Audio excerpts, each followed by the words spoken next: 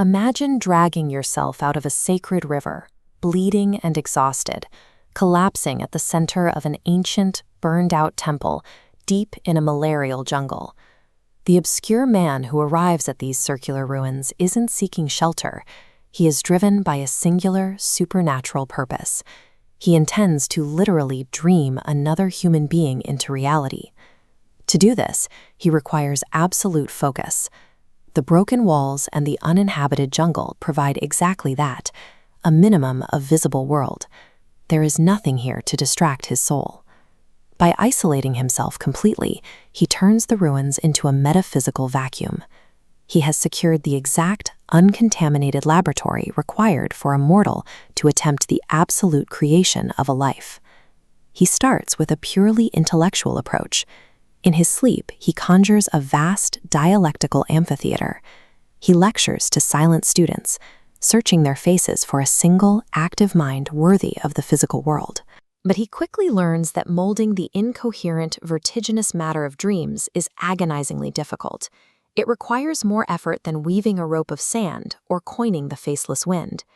He sees that these phantom students passively accept his doctrines. They lack true individuality. Frustrated, he dismisses the entire illusory college forever. The project collapses, leaving him trapped in a state of devastating, intolerable insomnia. You cannot simply logic a person into existence. A complex mind requires a concrete, biological foundation. After recovering his strength, he changes his methodology. Instead of a crowd, he focuses on a single anatomical starting point from the inside out.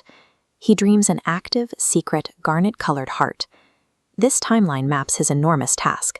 For 14 nights, he perfects a single beating heart.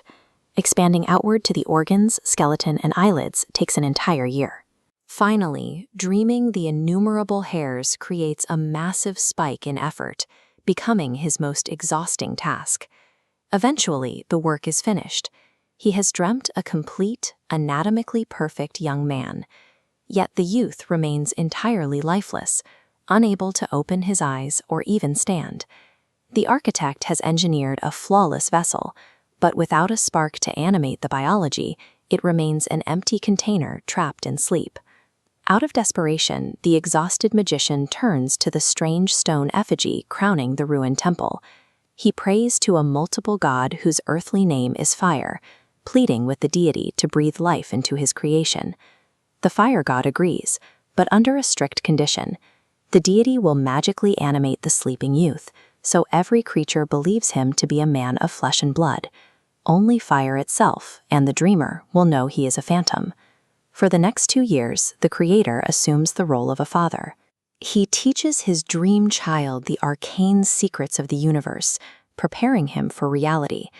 Then, before sending the boy away to another temple downstream, the magician commits a massive ethical violation. He wipes the boy's memory entirely.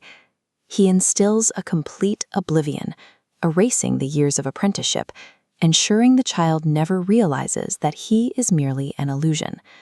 This lie becomes a heavy burden. The magician lives in constant terror that his son will discover his abnormal privilege. By forcing a sentient being into existence and hiding its true origins, the creator is consumed by anxiety that his son will learn he is merely the projection of another man's mind.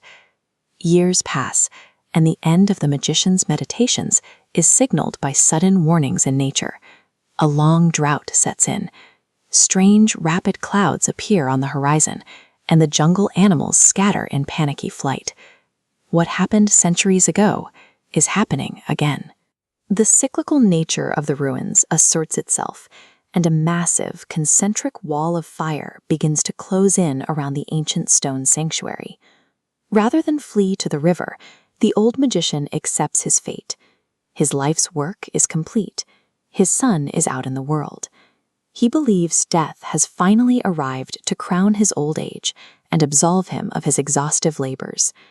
He steps forward directly into the shreds of flame, peacefully surrendering his physical body to the destruction of his domain.